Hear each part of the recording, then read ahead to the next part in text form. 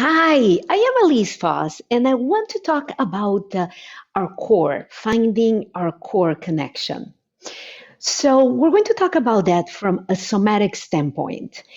And from this perspective, we're thinking about it as the second stage of the development of a child, first being the breath, and then core connection.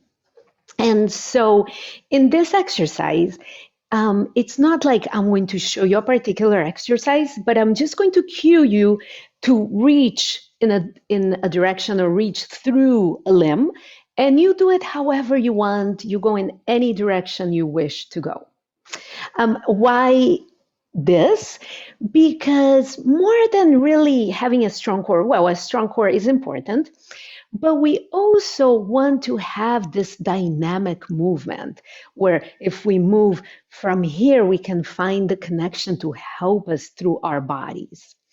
So, first stage of development is the breath. So, actually, let's start by taking a nice deep breath or few breaths and just find the connection with our breath.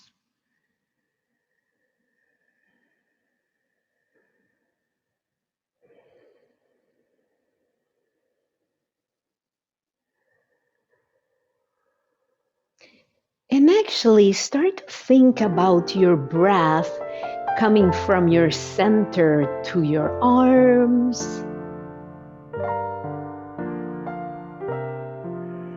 from the center to your legs,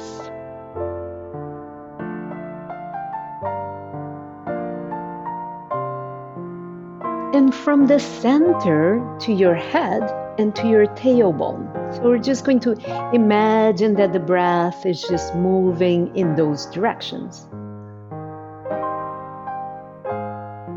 And now, accompanied by the breath, see if you can start finding your edge, your limbs. Maybe you imagine that you're inside a big bubble, and find your hands and your arms and shoulders to your shoulder blades and how it connects to your belly, right? How your arm connects to your belly. However you do this, it's totally fine.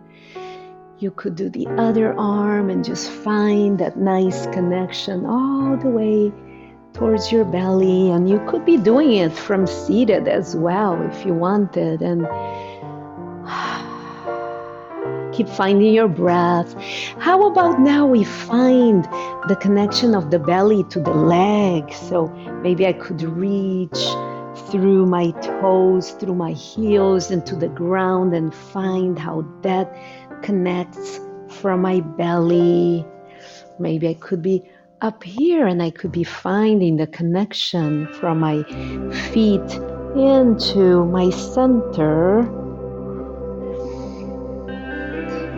And we can also find the connection from the belly to the crown of the head. So if I were still to be inside this bubble, can I navigate from the crown of my head and touch maybe different parts of the bubble? And as I do that, connect through my belly.